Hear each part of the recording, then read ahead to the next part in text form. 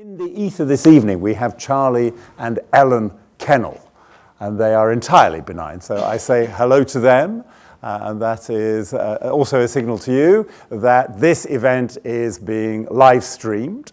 So we have a bit of an audience in San Diego, California, and we hope in other places. And the event is also being recorded, so should be available to rewatch later.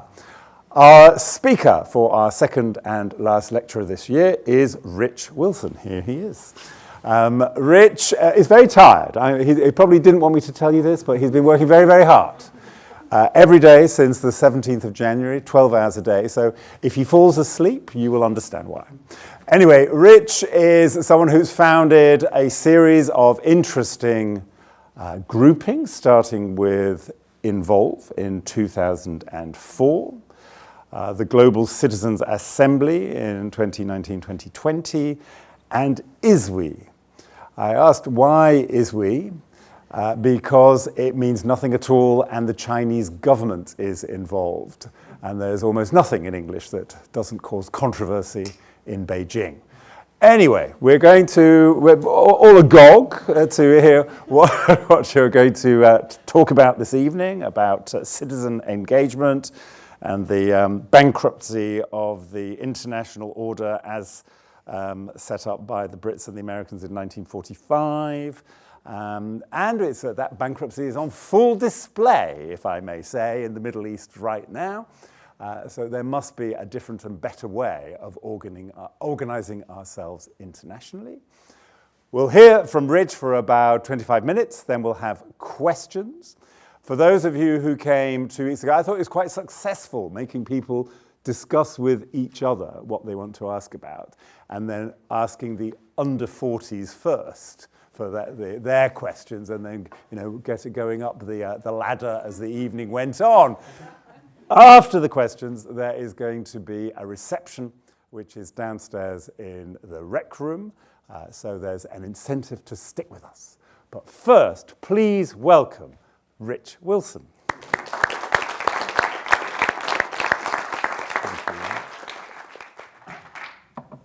Yeah, thanks so much. And there's a slight moment of point of clarification. My organisation is not as we're not a sort of an arm of the Chinese state, but we do operate in China. And so the reason we're called Iswe, partly it's like I to we, but it's also it doesn't mean anything anywhere in the world. And we discovered that was incredibly useful in terms of doing what we do. Certainly the word democracy was not a useful word to have in our name, which you had to start with. Yes. So. So Steph, thanks so much for the invitation to speak here at Christ College. In this talk, I want to make a simple argument. We're living through, clearly, this time of great democratic struggle, one in which the future of how we govern, our ability to meet today's challenges are all, in my opinion, on the line. Global governance, as Simon's already said, is very obviously being reshaped right in front of our eyes. It's becoming multipolar. Not just in terms of nations, but in terms of companies, alliances of academics, NGOs, etc. It's really changing kind of very, very quickly and obviously.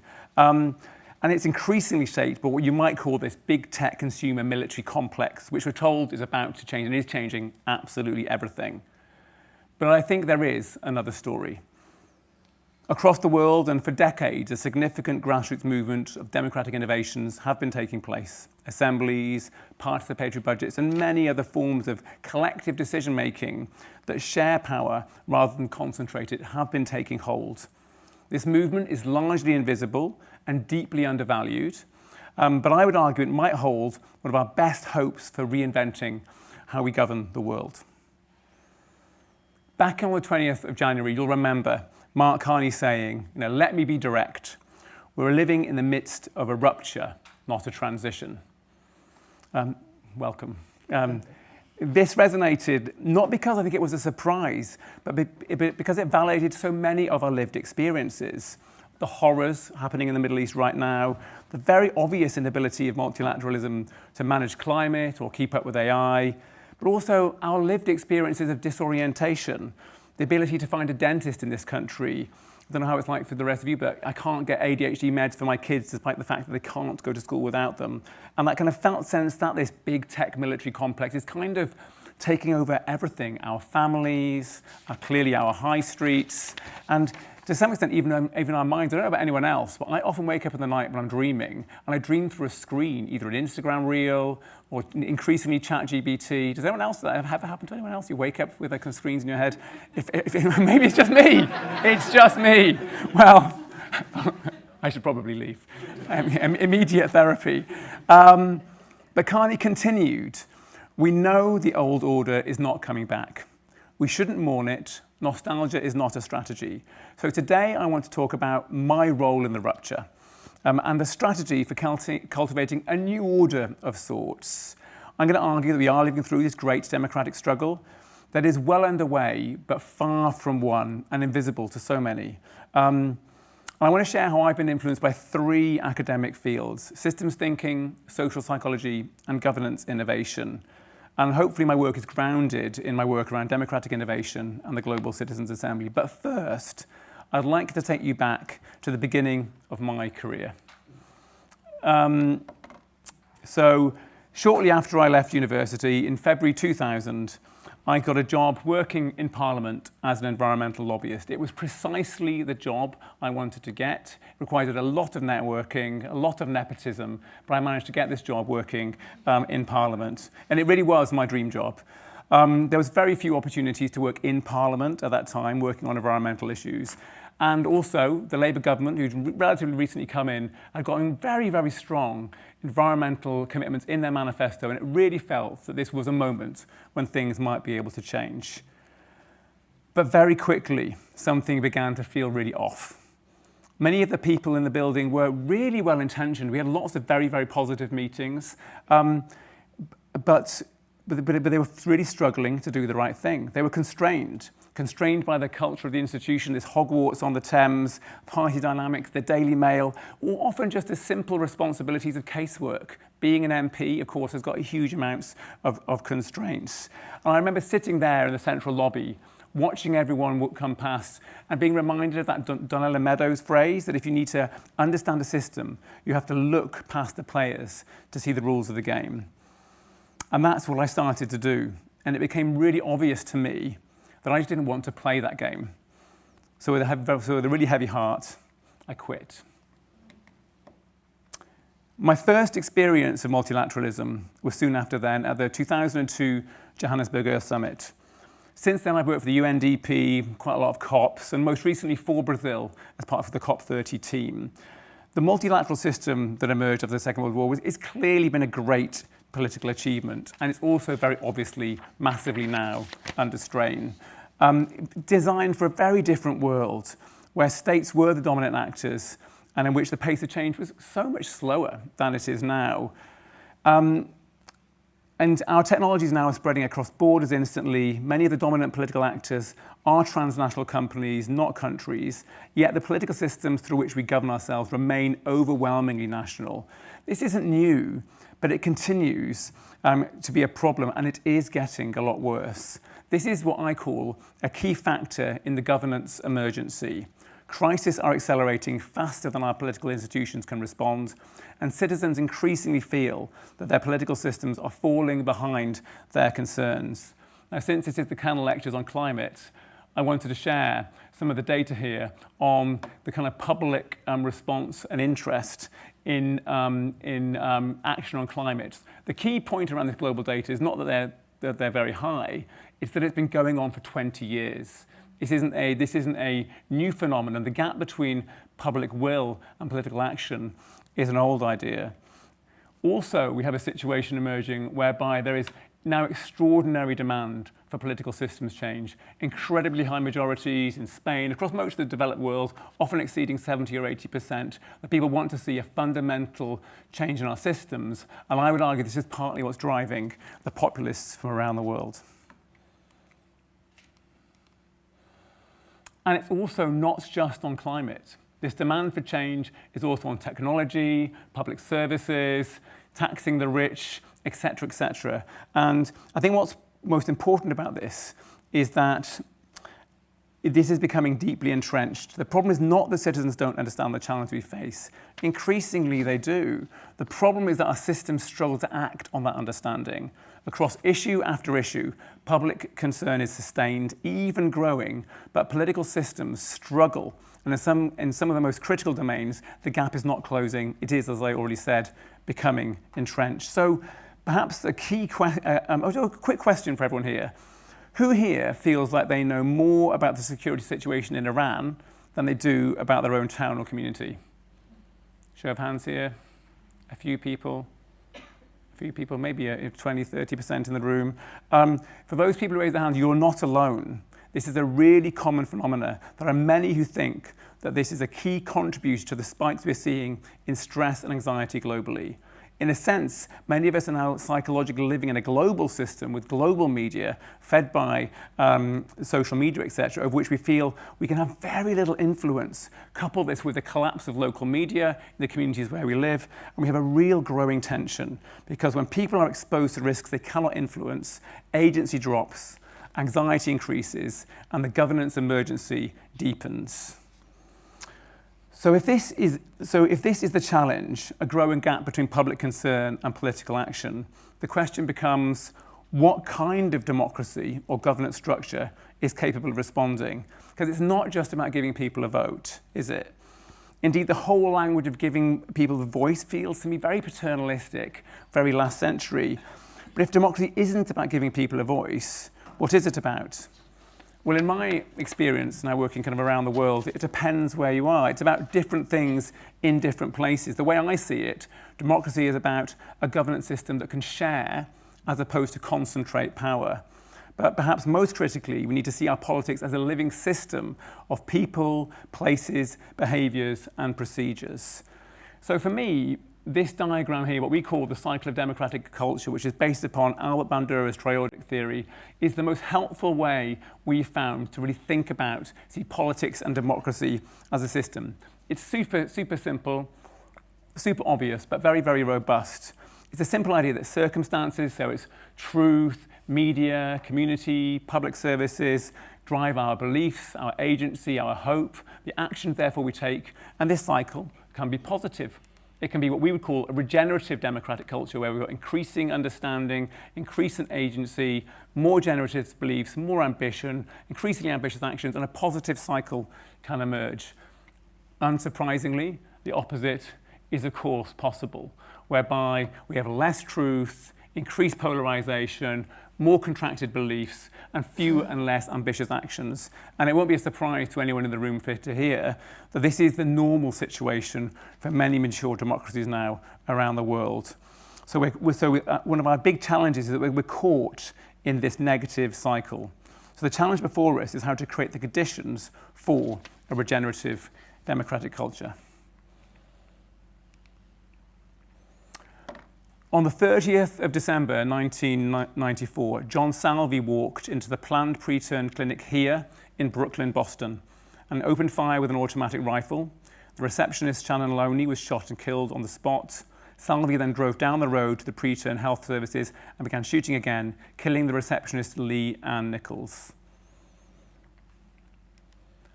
In response, the pro-choice and pro-life communities decided to do something different. They met in private, not to negotiate, just to listen to each other. They met for weeks, then months. Through the process, they became clearer than they ever had been that they were right about their particular positions. But deep respect, even love, emerged between them. And as a consequence, new laws were passed in Boston to protect vulnerable young women, and a shot was never fired ever again. After leaving Parliament in 2002, I went to work as an organiser of grassroots meetings on all kinds of issues like GM, nanotech, incineration, etc. And time and again, I noticed and witnessed that when you created the conditions for people to engage from the heart, not from the head, to do what Robert Keegan would call type 3 communication, incredible things were possible. Transformation was impossible.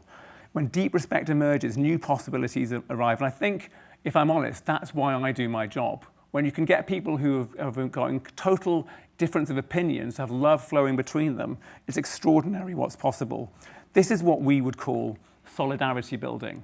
And it's the third element here of our system for measuring what we call regenerative democracy. Now, this is a pretty boring slide of ways to try and understand how democracy works, but this is probably the distillation of my life's work.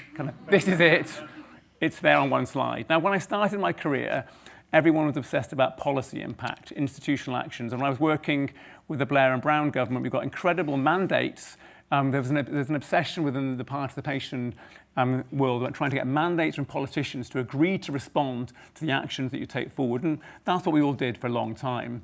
The trouble is what we realized is even when you've got those mandates, politics happens. You hit the realities of bureaucracy. Things change. And just because you've got a political mandate doesn't mean you can always implement things.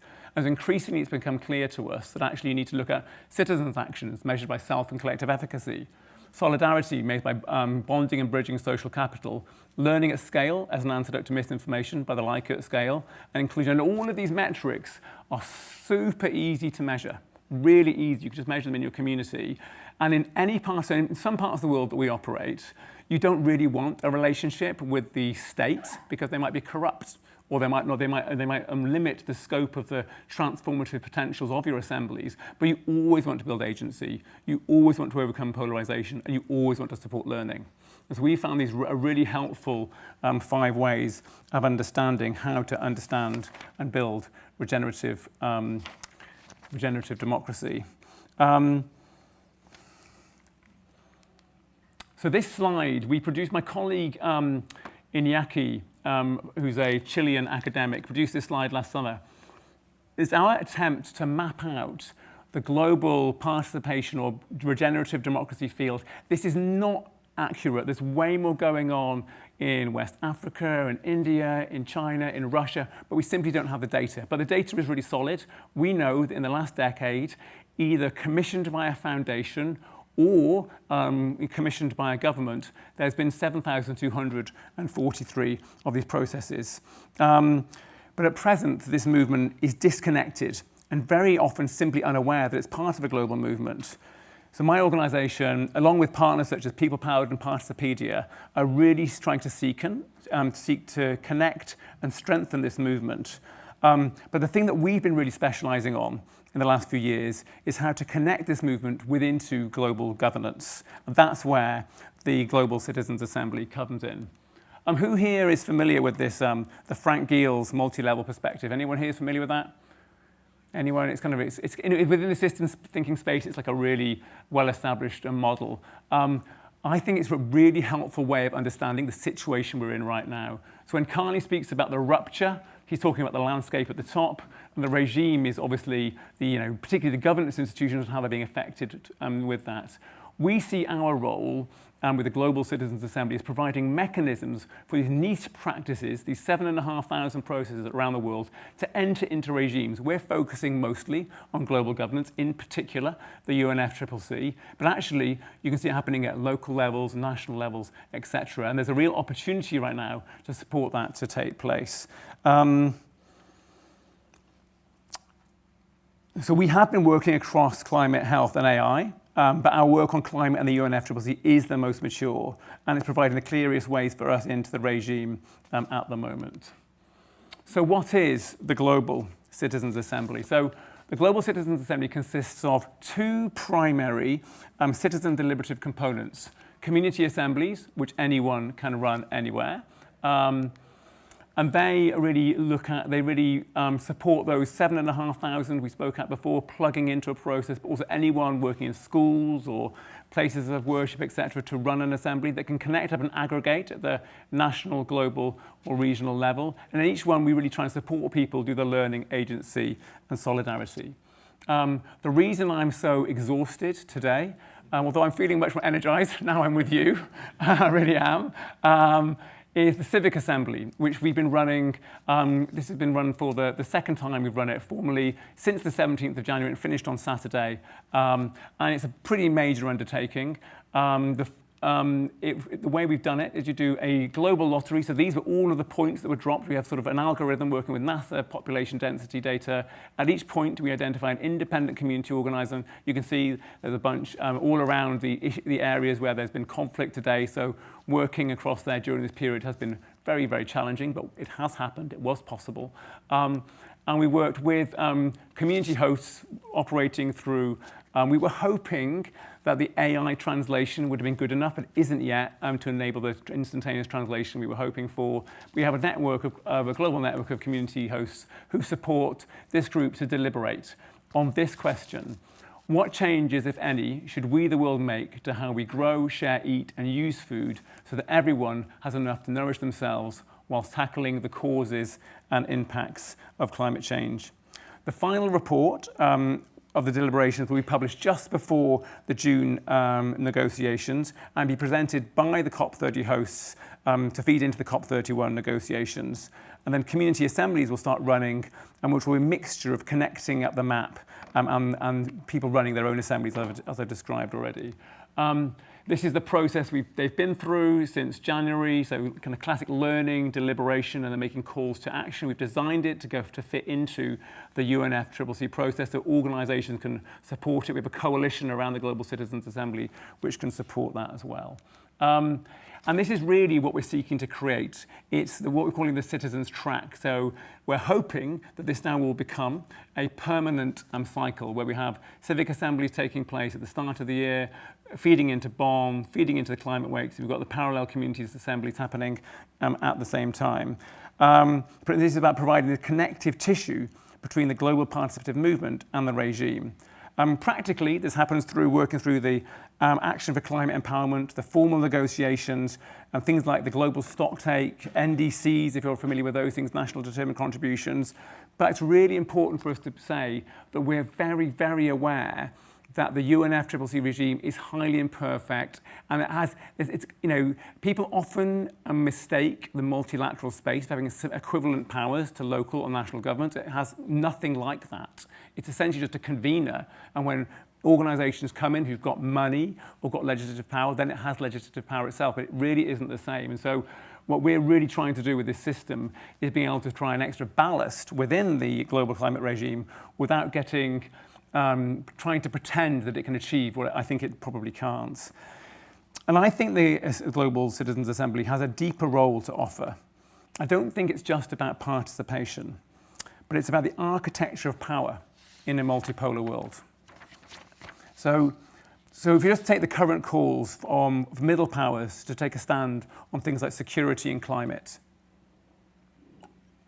under these conditions, the Global Citizens Assembly could provide the legitimacy ballast necessary for these coalitions who want to act in the public interest, the legitimacy that they need. We're already seeing alliances of nations, NGOs, academics and funders seeking to act globally, especially to fill the gap provided by the Trump government.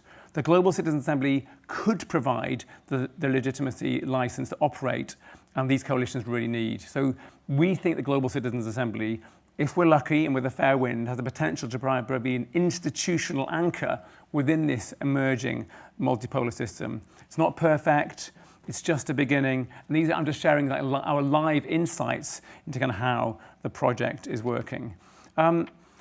What I also wanted to share a little bit about was actually just stepping back and thinking about the global climate regime itself. Has anyone ever seen this diagram before from Climate Analytics, UN Foundation, and E3G? I found it really helpful. It was published, I think, in 2022. It's trying to talk about the global climate regime in kind of these three components. Science is the blue kind of foundation, UNFCCC and member states is the red dimension, and then yellow is really what they call non-state actors, which is particularly businesses and subnationals. There's a sense that this has been growing over time. This obviously misses out citizens. We would say citizens are a foundational element to this that is missing. So I hastily produced this table yesterday evening. That's why I couldn't send the slides yesterday by 5. I had to send them at 10 o'clock this morning because I wanted to produce this particular slide. I'm just sharing it with you as a live insight, but we have a sense that there are these four potential phases of the global climate regime: science, states, non-states, and citizens. And although, of course, citizen participatory processes go back decades, they way predate the 70s, I think something did happen in the noughties and the tens whereby there was this whole moment, the kind of here comes everyone moment, where there's this overwhelming amount of data that came through the kind of social media and the ability of civic tech to really bring citizens' voices into the system. But a lot of it was noise. A lot of it really wasn't signal. And what's happened in the last kind of 15 years is structured participatory processes which can begin to turn that noise and that expectation for being involved into something that's more structured and can begin to fit with the existing structures.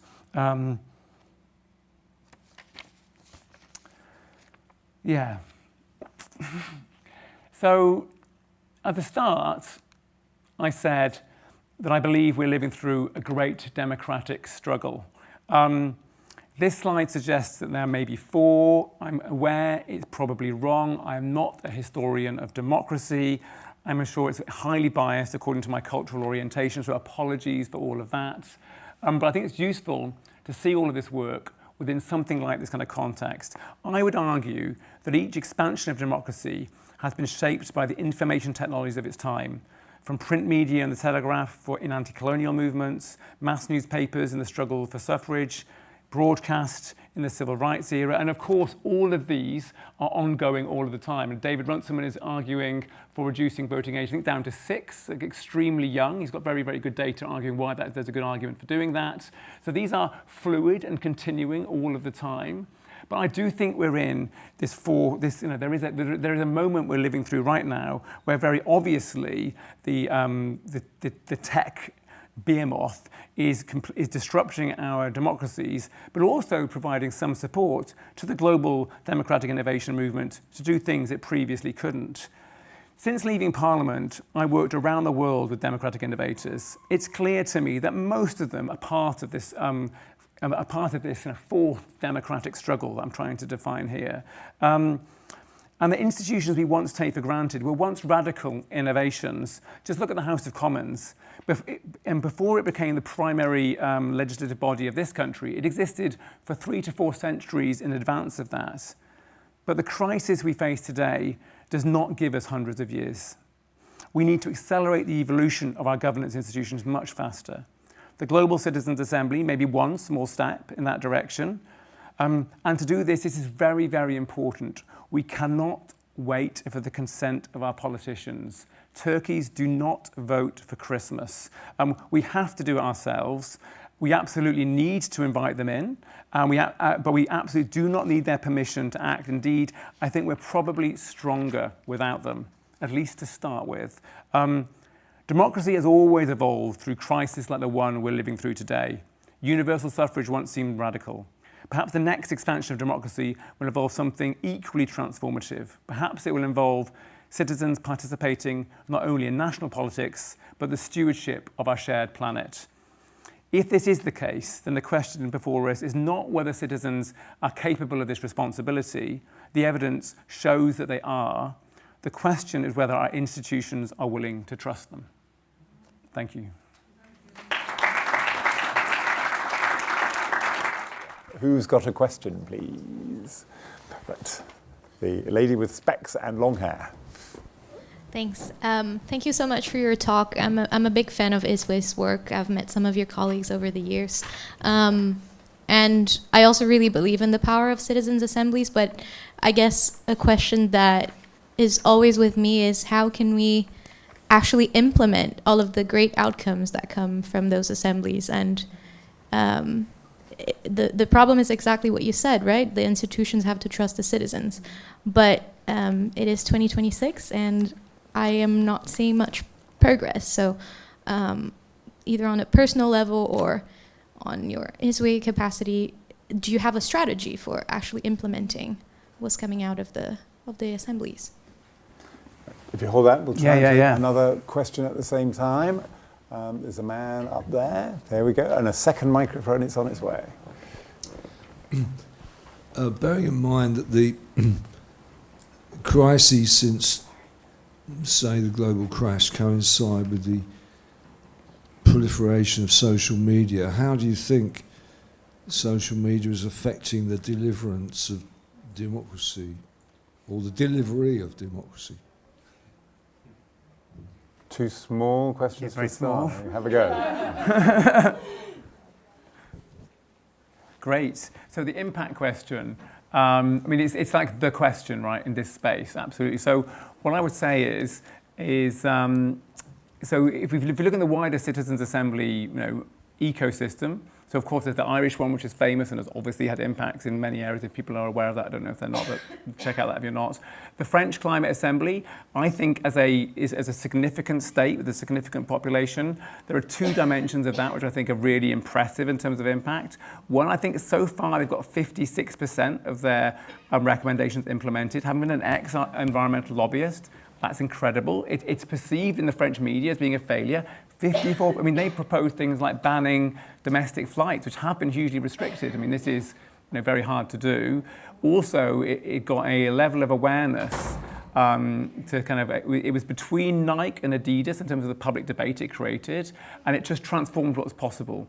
I wrote a piece called Defibrillating Democracy, and I think when these processes work well, that's what they're like. They're not linear. It's not like we have to kind of, in a way, extract our ways of thinking of linear kind of policy development. We need to do that anyway right now because the UK has got a pretty good, well, I would say it's got a pretty good climate policy regime. Problem is the money's not flowing. So good policy, terrible implementation. We've got there's a real problem I think in the whole think tank policy space whereby we're conflating policy with action. And it really is, that's another gap that I did think about speaking about that is a real kind of problem. In terms of our projects, it kind of depends. So we did an interesting piece of work a few years ago in Armenia, setting up a permanent assembly there. There was a budget allocated to that for implementing the proposals of quite a large amount of money. They got stopped because of the war, but that was one mechanism. We're currently talking now with the Global Citizens Assembly to networks of philanthropy, who can both take forward the recommendations to their own actions, but also look at giving micro grants within the communities. But I think, you're right. If you look at, I think in terms of the Global Citizens Assembly's impact, we're going to start learning this year. We haven't even made them public yet, but you're right. And look, it is tough. If you compare like for like, if you look at all of the negotiations that happen at the UNFCCC level, how much impact do they have? Really hard to measure, I think, the extent to which they do have an impact. But but there are lots of examples emerging of citizens' assemblies that do have an impact. And I think perhaps the most powerful impact, though, is them effectively acting as generating competition in the market for how we govern. Just as the way in which, for example, Reform and UKIP, effectively took over in this country, the Conservative Party in many ways, or shifted them a long way to the right. I think in terms of how we govern, we need to create competitor models of how we govern to improve the quality of our incumbent institutions. There was a question about social media changing democracy. I'm not an expert on that, it's just to be very, very clear, but I think probably everyone in this room is aware of how we've got this massive polarization, massive misinformation crisis. That seems to me that it's pretty clearly correlated with the social media situation. So, that's just it's a huge question and we could talk about. But I think what is interesting is we do know that citizens' assemblies are really good at inoculating people from misinformation and overcoming polarization. The problem is they're just too small. And that's why we've got the whole community assemblies component, because we're trying to scale the benefit and create vicarious benefits. So we know they work, but just not enough people are being involved for the benefits to be shared. Okay, next pair. The man up next to Ella. But the people online can't hear you.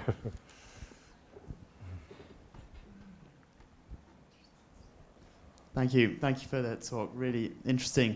I just wonder about sort of a practical question. What do you do about all of the people that just don't want to go to a meeting or an assembly in their week, who don't enjoy sort of these kind of things, or about all of the people who can't get to a meeting, perhaps people with living in places with less developed transport systems. Just that's a good question. Practical. Can I add an addendum to that? Do you pay them? And the fourth question, here, Fiona.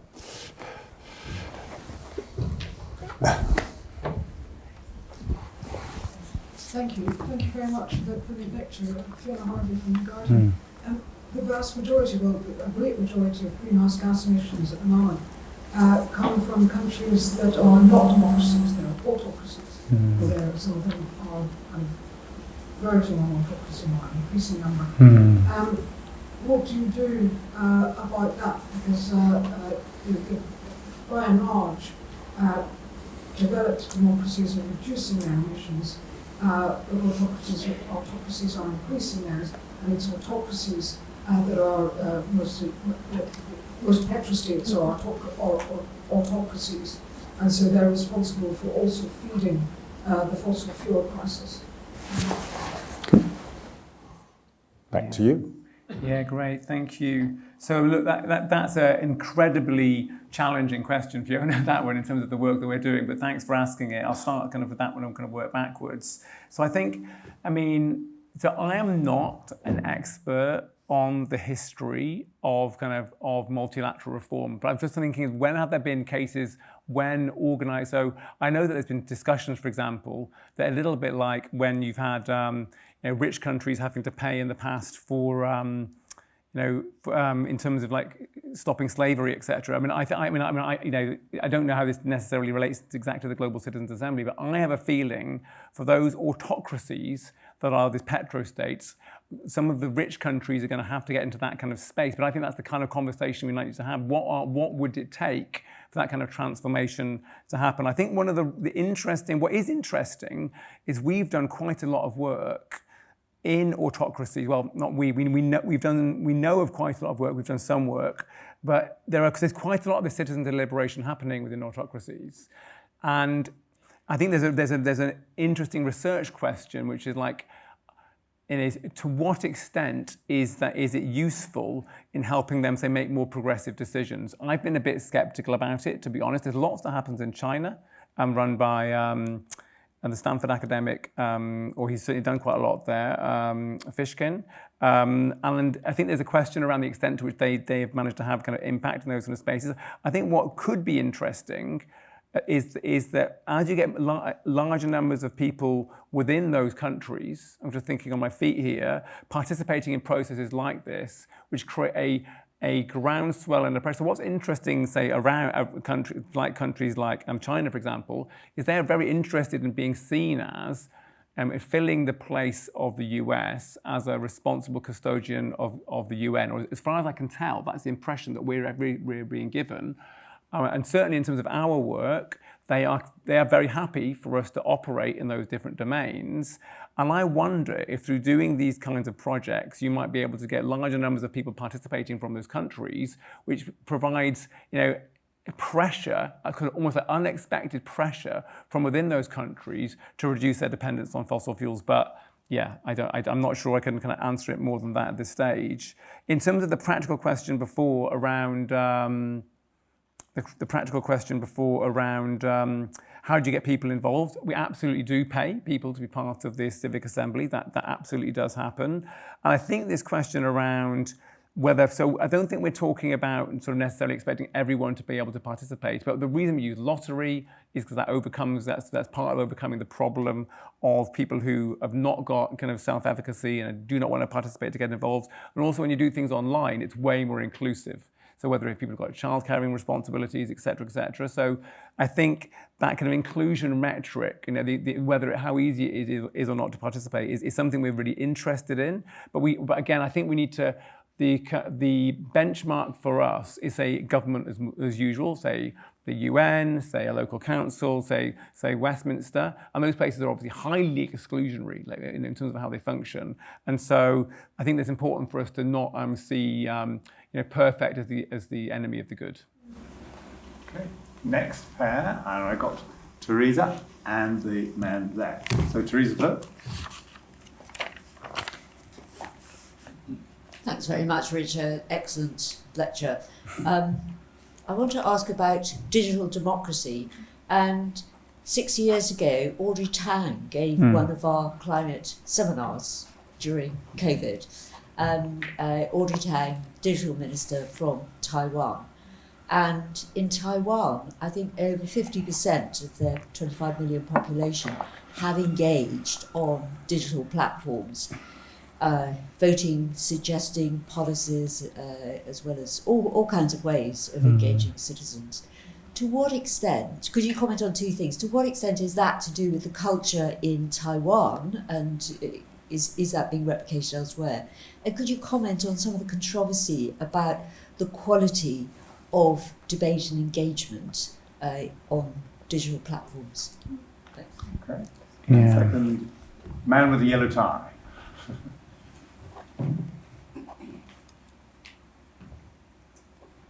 Thank you very much for your talk. I was just puzzled by the need for citizens' assemblies, in the sense that democracies are meant to be citizens' assemblies, and Parliament is meant to be, in its pure form, such a thing. When you say politicians aren't representing the citizens, you're basically saying democracy at its core is hollow, and we need an alternative mechanism. So I would like to know why you think democracies need this, when they actually were set up to do it in the first place.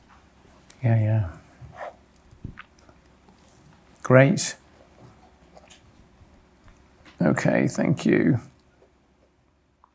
So in terms of the Audrey Tang question, and we know Audrey well, as you can imagine, so I think so in terms of the linkages, so of course it's different in Taiwan, and of course they made a major investment in building the infrastructure of the V-Taiwan and all of that stuff. If you haven't seen it, check out, it's interesting. But I think, we're going back to remember my 5-prong diagram? We haven't done the analysis, but I reckon that if you did that analysis of the V-Taiwan work, it would do really well against inclusion. I don't think it would do well against overcoming polarization, because I don't. There's limited good evidence that online engagement is good in terms of going back to what I spoke about before around people who violently disagree and creating the conditions for that. There are ways of doing that absolutely online with video, etc. But the text-based stuff, which is what she's been really pioneering in Taiwan, and also in terms of the self and collective efficacy, the extent to which it built agency. My honest answer is I just don't know, but my hunch is, if I look at things like deliberative pollings, which have been evaluated in that way, they haven't scored as well against those things. Really good in terms of scale, really good in terms of ease of access, not so good in terms of overcoming, and actually also really good in terms of overcoming misinformation. So they would score probably really well in terms of that. So I think all of these things, but my sense is that, if you went to California 20 years ago, they were real pioneers of this. There's an organization called America Speaks. I got trained there. They were really, really good at grassroots level. Their heritage was community organizing. Wasn't very good at institutional connection, but it was brilliant in terms of building agency of communities and getting stuff done. And when I look at the stuff that Audrey's been doing in Taiwan, I think that's great. Wouldn't it be good to bring them together?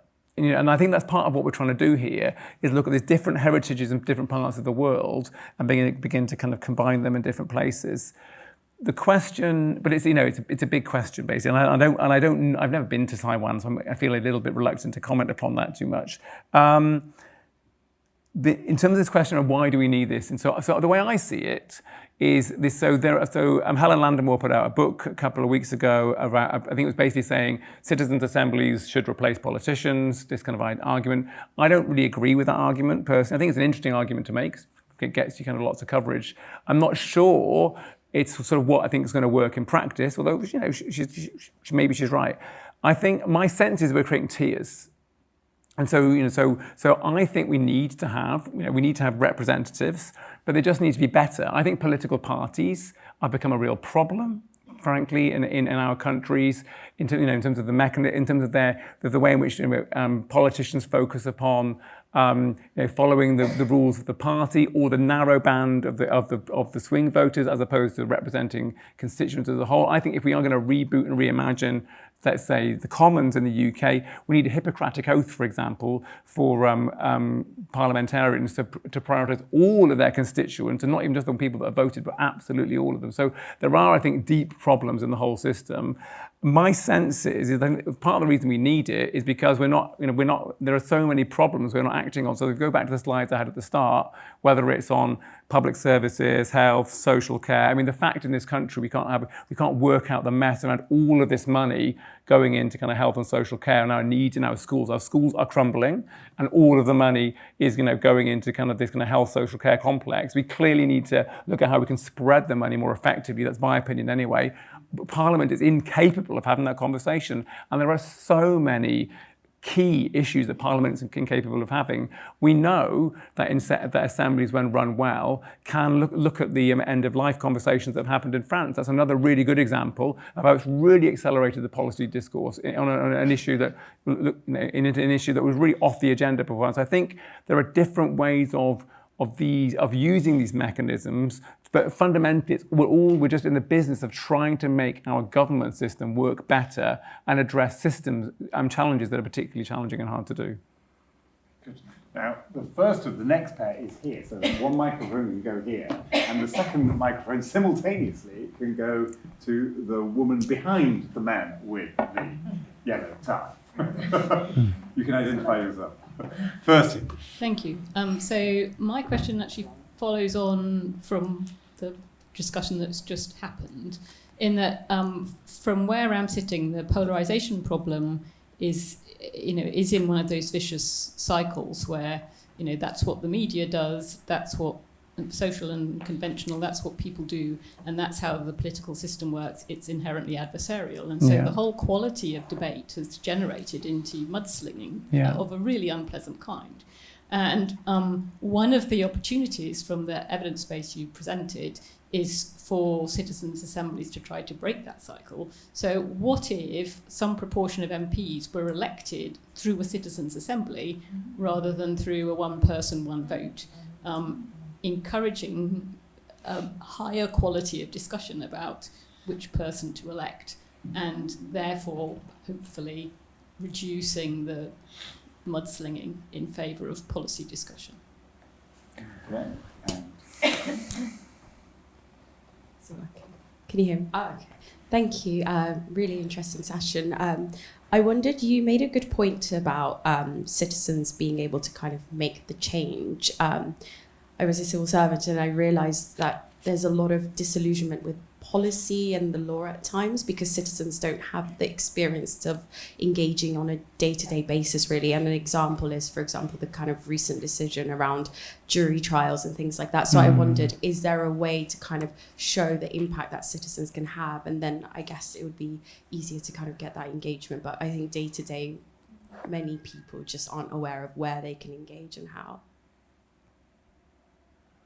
With you? Yeah, can you just give me can you just tell me a little bit more? Citizens' impact on what?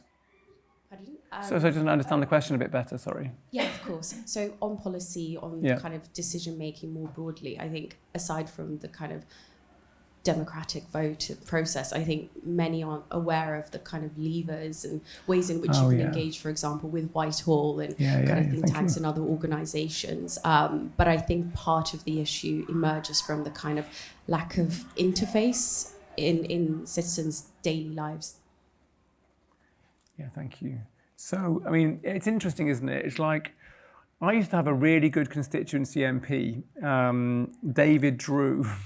And he was a Labour Party MP, and he basically would run these. I only went to the meetings because there was an issue that I was interested in, and he did this brilliant job of essentially like outlining all the votes in Parliament that had happened that week and explaining what he'd voted on, why he'd voted on it, and then they kind of a discussion about it. And I mean, there was only probably 50 or 60 people there, but I thought, wow, I'm learning so much about decisions that I thought. And in a way, what I felt he was doing was he was getting into an adult-adult relationship. If people are familiar with like transaction analysis and a parent-child relationships, I think fundamentally we need to get into this adult-adult relationship. There are some things that we can do as citizens, right? Whether it's taking medicine, do exercise, blah, blah, blah. There's so many things that are critical for us to do. And there are real powers held by politicians and civil servants, and that's part of the situation. But that's all retrospective. Or did he sometimes say, next week I've got these Well, votes? Because I think that might have been more interesting. No, absolutely. So I ran this campaign at the 2015 election called My MP 2015, and we basically ran this pledge to encourage MPs to do a survey, part of it was that you would do a survey every week, and you would basically put out all the votes that were coming up in Parliament, and they were and you get the responses by Sunday night. I know it's not always possible because it changes, but then you could do a "you said, we did" on the Friday. Your surgery wouldn't be just sitting in a cold room talking about what people care about. You have a proper conversation about that.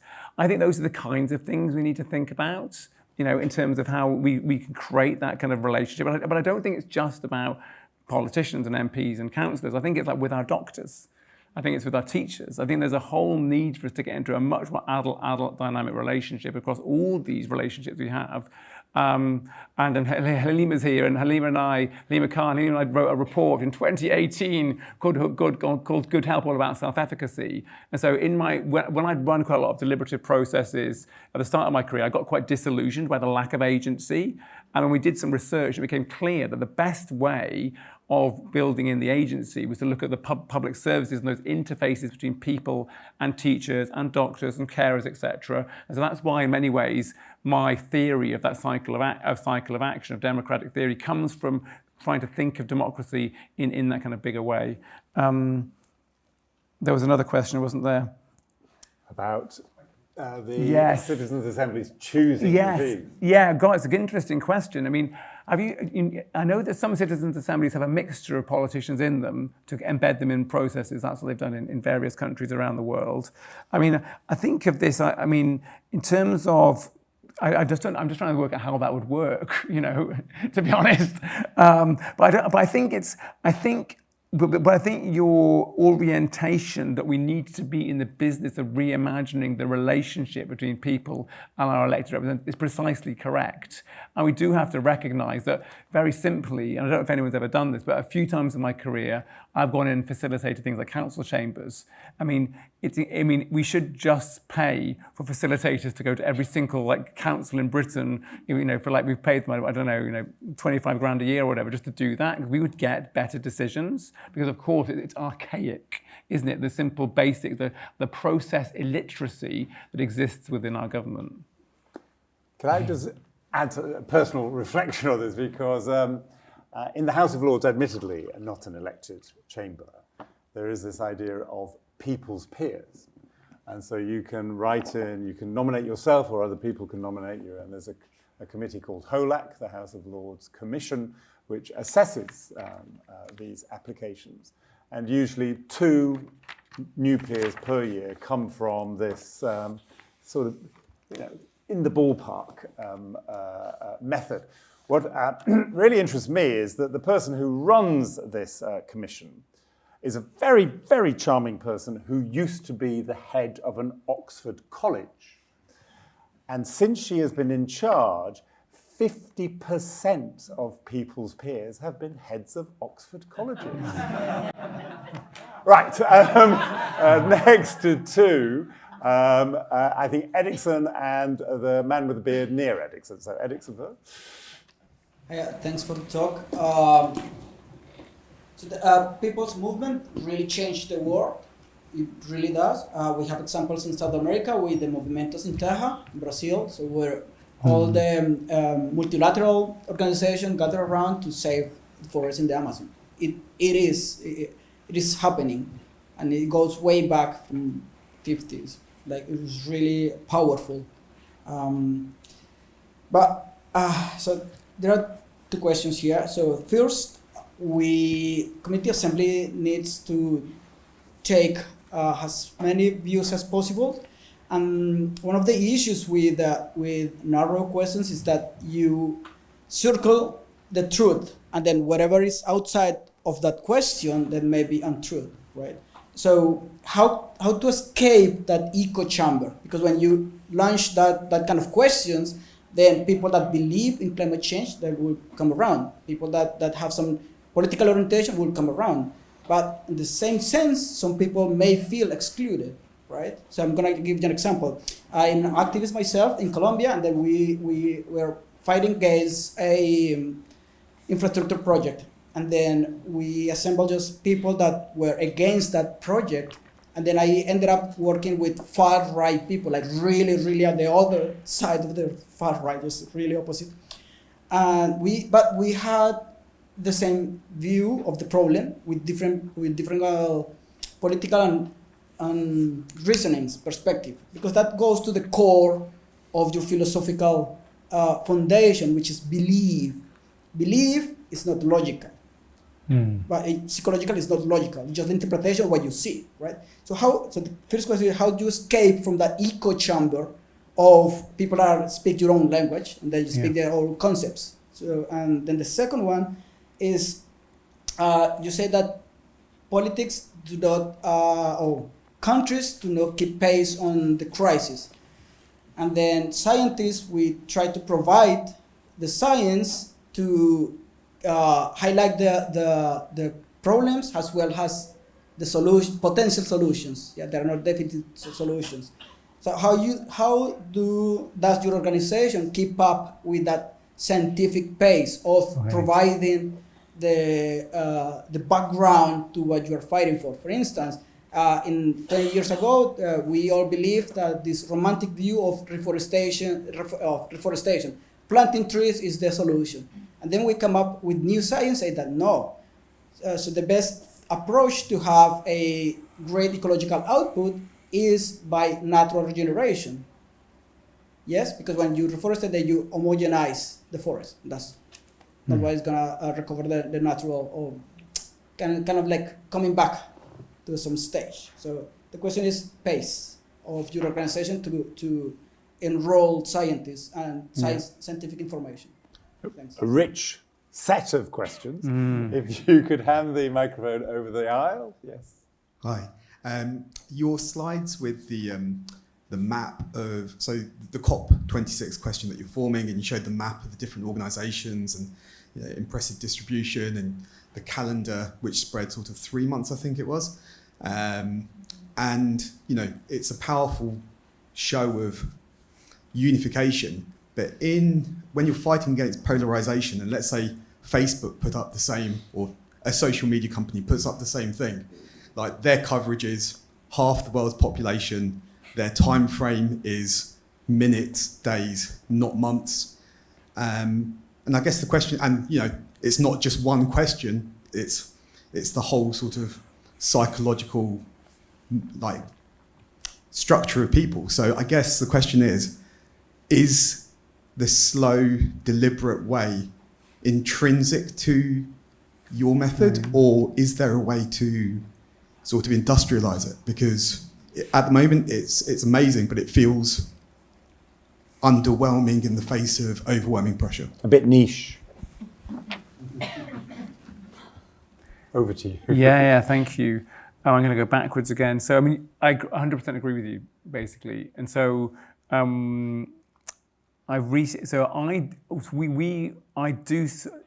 think, so we've got very good evidence on what works, but it's just far too small scale, right? Simple as that. So I think that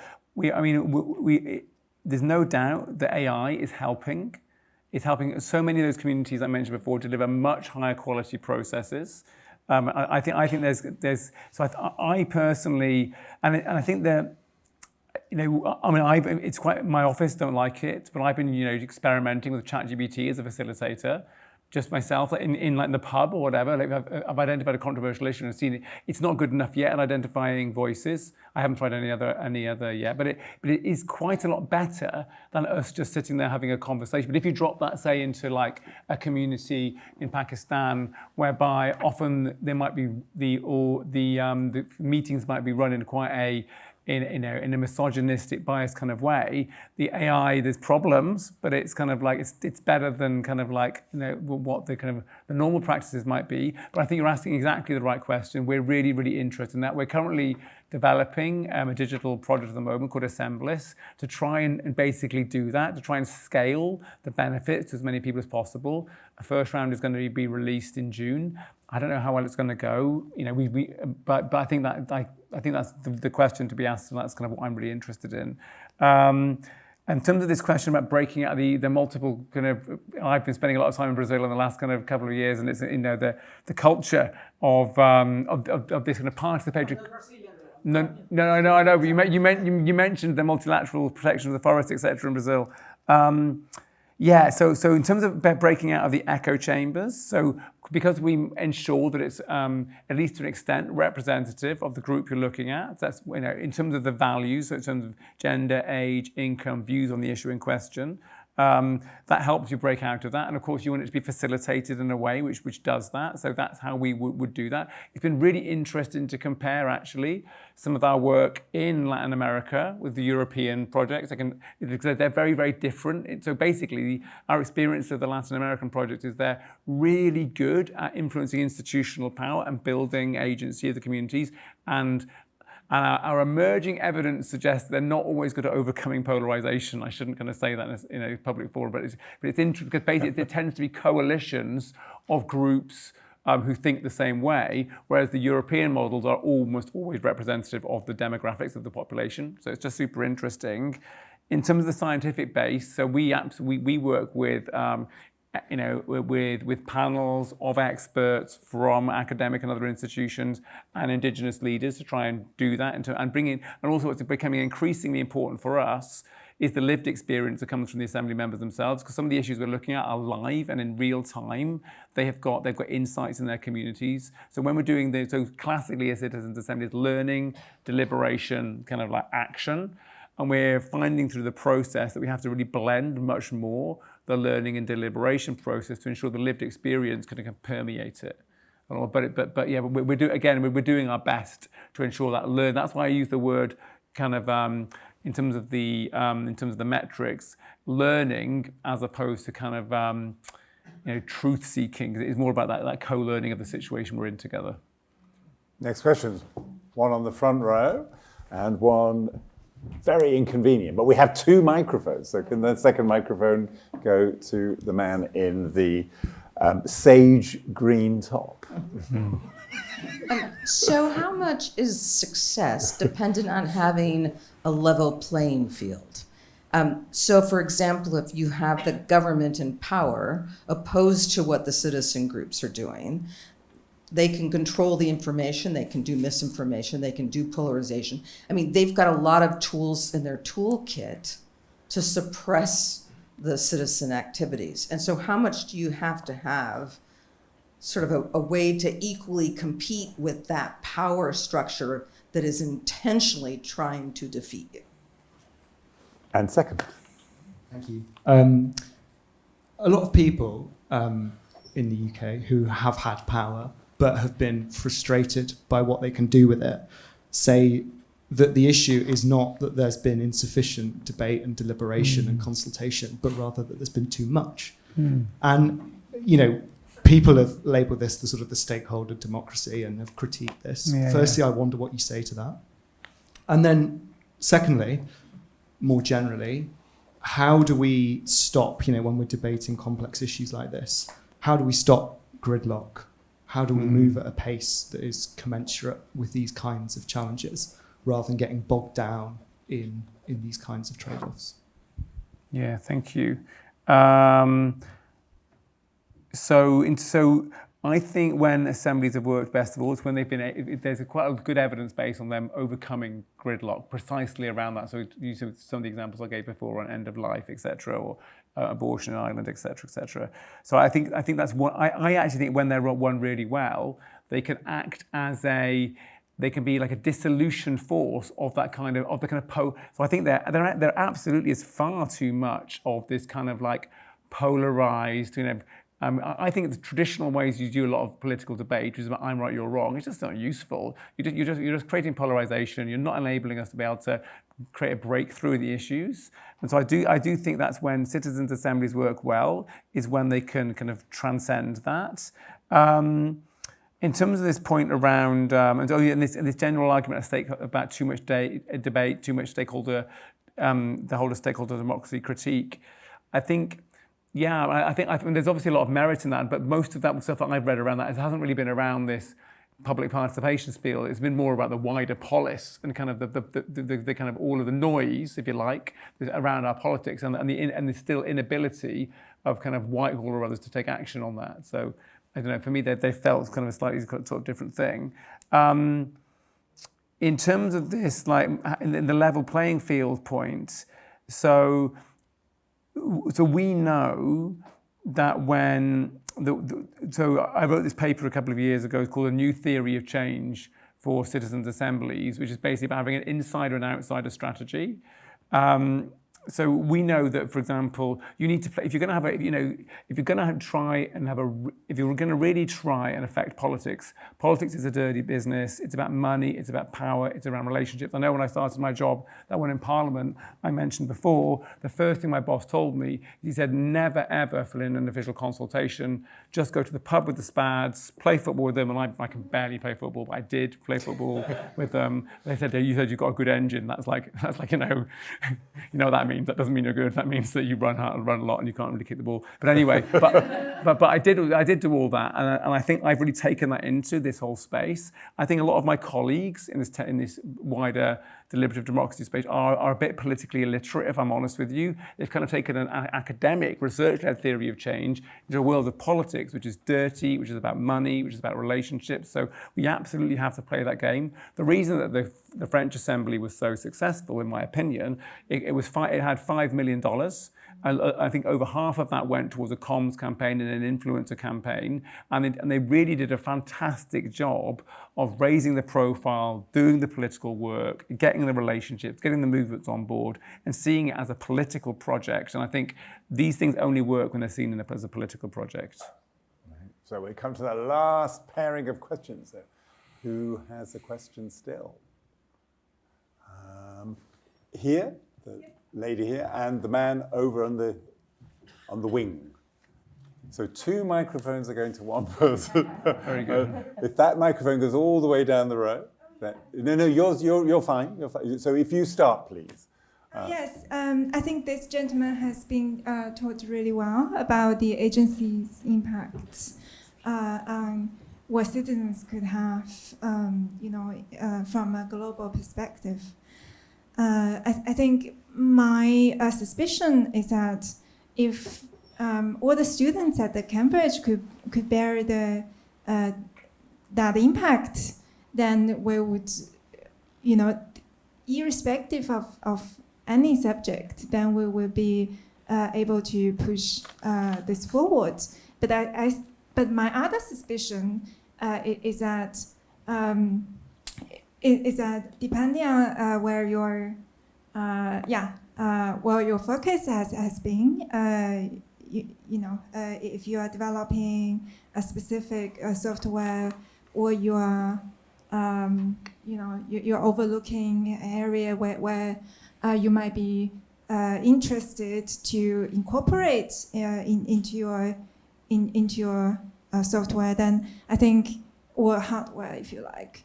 Then I think, then it could be, something that requires cooperation. And so, I'm just speaking from a Western perspective, but I think you might have a lot more say on that. Thank you. And on the right. Thank you. I found that absolutely fascinating. Many of the questions that you've dealt with up to now prompt another question about whether we have, if you like, an upstream issue here, in that your approach seems to presuppose a level of political awareness and constitutional awareness on the part of potential participants in the assemblies, which is not being delivered by our existing education systems. Whether we actually need, if you like, to focus more on producing citizens in the first place who can participate in such assemblies. Right. Because this is the last set of questions, I'm going to ask one as well. So there'll be 3. And mine is sort of the other end of the spectrum from yours, sir, which is what, if anything, is the relationship between citizen assemblies and the street? because sometimes this is a very effective engine for change, but has a bit of an organisation and a legitimacy problem. But have you tried already, or can you envisage tapping into that and making something that's, you know, a groundswell movement into a more structured citizen assembly? Over to you. Yeah, thank you. So I'll finish off with that question. So in terms of the citizen education piece, I think when you're running an assembly, my experience is you obviously go through the process of learning deliberation, etc. But I'm always really blown away by the capability of people to understand the issues in practice. My experience is they're often way better informed about the issues in practice than parliamentarians, because the lobby around the parliamentarians kind of makes them stupid.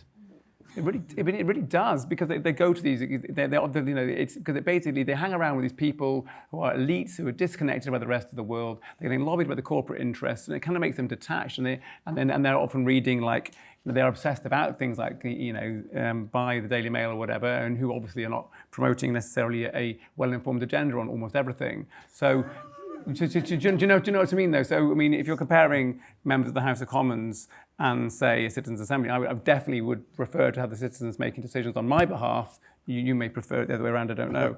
But sure, I do think there's an interesting point around not just like citizenship education in school, but, we're so deep in that kind of like that, the big tech consumer matrix where, I don't know if anyone's got Amazon Prime. I have. Now they're offering you can buy like Ariel, like in the adverts between when you're watching things. I mean, I don't want Ariel. I don't like the smell of Ariel, but I almost want to press it, almost just to stop the advert being in front of me. Do you know what I mean, though? Because the consumerism is so deep, isn't it? And I do often think of, I don't know, have you watched the documentary, The Century of Self, which is how consumerism was invented as a fear of a response to fascism in the States post-war. I mean, I'm not an academic. I don't know. If you haven't watched that documentary, forget what I've spoken about today. Just watch that documentary. It's absolutely fantastic, and understanding the origins of the consumer society we're living in today. The point is that I think you're right, but I've got this, my hunch is it's not necessarily about how we run our schools. It's more about, recognizing, what's too much in terms of like where we've got around the tech space. So in terms of your question about working with the street, so there's kind of 2 or 3 things I'll say.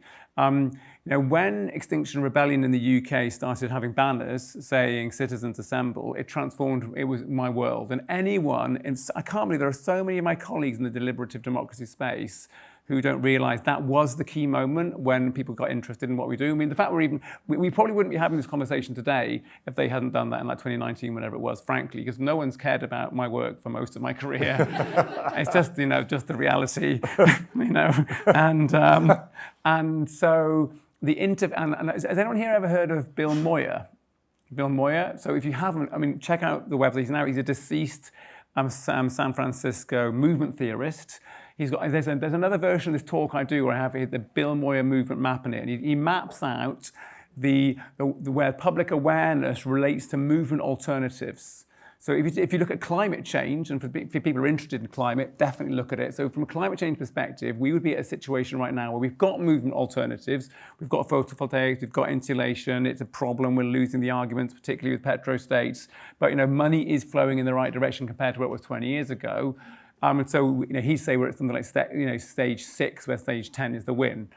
For the situation we're around in terms of our governance situation, we're at something like stage 3, if you go to the map, whereby there's citizens' assemblies are wholly inadequate for the political systems change required. They are a start, but they are not enough. We need to look at the regulation of the media, so many other things. I was just so glad to see the Labour Party trying to give a permanent charter to the BBC. That's the kind of thing we need to do, but about a lot more of it is about the education in schools, but a lot more. But I think the point being is things like citizens' assemblies are a helpful way of being able to think about the governance chamber bit of our politics. but it's inadequate for the full spectrum of what needs to happen to our politics, and movements are critical for that. So basically, when you've looked at how these big changes happen historically, it's when you get, so for example, when people at Insulate Britain said, let's have insulation, we'll block roads to have insulation, and that's the kind of campaign we really need, obviously. I mean, and if you can see real correlation between that campaign and then the investment and support from the government for that. I mean, it's obvious that's how it works. So I think it's an essential component of what they're doing. There's an organisation, if you're another sort of final plug of anyone, so there's an organisation called Absurd Intelligence who run a conference called, it's the best democracy conference I've ever been to. It's called The Fate of Britain, FETE. And they had one in September last year in Conway Hall. They had one the year before in the factory arts space in Manchester. They're extraordinary because they get well-established artists, comedians and others to talk about this issue we're in a way that can capture imagination. And they are, for me, the most helpful cluster of people who are able to help. So I need to talk to them to understand how to improve my work, because clearly it's inadequate. But we're all going to dispute that. That's it. Before the big round of applause for Rich, I want to thank, Charlie and Ellen in the ether, because their support over more than a decade is what makes this happen.